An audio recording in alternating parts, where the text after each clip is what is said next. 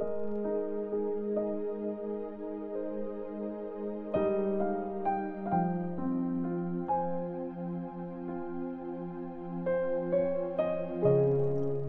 chapter 13. Magsisi para hindi mapahamak. Noon, may taong nagsabi kay Jesus na pinapatay ni Pilate ang ilang mga taga-Galilee habang nag-o-offer sila ng sacrifice sa Diyos. Tinanong nila si Jesus, sa palagay niyo po ba, mas makasalanan ng mga taga-Galilee na yun kesa sa ibang taga-Galilee dahil sa dinanas nila? Hindi, pero sinasabi ko sa inyo, pag hindi kayo nagsisi, mamamatay din kayong lahat tulad nila. O kaya naman, yung 18 na namatay na mabagsakan ng tore sa Siloam, sa palagay niyo ba, mas makasalanan sila kaysa sa lahat na nakatira sa Jerusalem? Hindi. Pero sinasabi ko sa inyo, kung di kayo magsisisi, mamamatay din kayong lahat tulad nila. Ang parable ng fig tree. Sinabi sa kanila ni Jesus ang parable na to. May isang taong may tanim na fig tree sa bukid niya. Hinahanapan niya ito ng bunga pero wala siyang nakita. Kaya sinabi niya sa tagapag-alaga ng bukid, 3 years na akong pumupunta dito at naghahanap ng prutas sa fig tree na to. Pero wala pa rin bunga. Putulin mo na, nakakaskip lang to. Sumagot ang tagapag-alaga, Sir, wag po muna. Mag-antay pa tayo ng isa pang taon. Uhukayin ko po ang palibot at lalagyan ng fertilizer. Pag namunga to next year, edi maputi. Pero pag hindi, sa kanyo po ipaputol. Pinagaling ni Jesus ang babaeng kuba. Isang araw ng Sabbath, nagtuturo si Jesus sa isang sinagogue. May isang babae doon na 18 years nang may sakit dahil sa masamang espiritu. Kuba siya at hindi maidiretso ang katawan. Nang makita siya ni Jesus, tinawag siya at sinabi, Babae, malaya ka na sa sakit mo. Nang ipatong ni Jesus ang kamay niya sa babae, agad itong nakatayo ng diretso at nagpuri siya sa Diyos.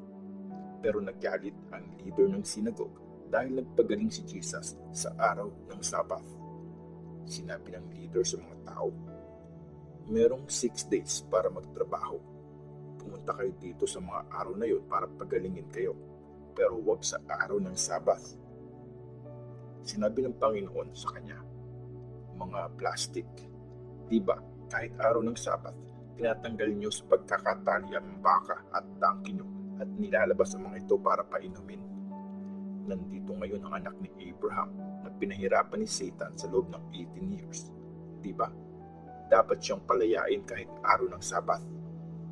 Napahiya ang mga kaaway ni Jesus sa sinabi niya. Pero nagsaya naman ang mga tao dahil sa lahat ng mga nakakabilib niya ginawa niya. Ang parable ng mustard seed. Sinabi ni Jesus, ano ang katulad ng kaharian ng Diyos? Saan ko to i-compare? Parang mustard seed ito na tinanim ng isang tao sa garden niya. Lumaki ito at naging puno at gumawa ng pugad ang mga ibon sa mga sanga nito. Ang parable ng yeast. Sinabi pa ni Jesus, saan ko i-compare ang kaharian ng Diyos? Katulad ito ng yeast na hinahalo ng isang babae sa 3 takal ng harina hanggang umalsa ito. Ang makitid na pinto. Habang papunta siya sa Jerusalem, nagtuturo si Jesus sa bawat bayan at barangay na dinadaanan niya. May nagtanong sa kanya, Sir, konti lang po ba ang maliligtas? Sinabi ni Jesus sa kanila, sikapin niyong pumasok sa makitid na pinto. Sinasabi ko sa inyo, marami ang mag-a-attempt pumasok pero hindi makakapasok. Pag tumayo na ang may-ari ng bahay at nagsara ng pinto, tapos nasa labas kayo at kumakatok, sabihin niyo, Sir, pakibukas po ang pinto. Sasagot siya sa inyo, saan kayo galing? Di ko kayo kilala. Sasabihin niyo naman, magkasama po tayong kumain at uminom at nagturo po kayo sa mga lugar namin. Pero sasabihin niya, lumayo kayo sa akin, hindi ko kayo kilala. Ang sasama nyo, hahagulgol kayo at manginginig sa sobrang hirap pag nakita nyo sina Abraham, Isaac, Jacob at ang lahat ng mga prophets sa kaharian ng Diyos habang tinataboy kayo sa labas. Dadating ang mga tao galing sa east at west, mula sa north at south, at kakain sa handaan sa kaharian ng Diyos.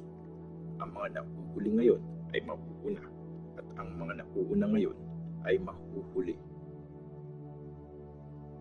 Ang pag-ibig ni Jesus sa Jerusalem.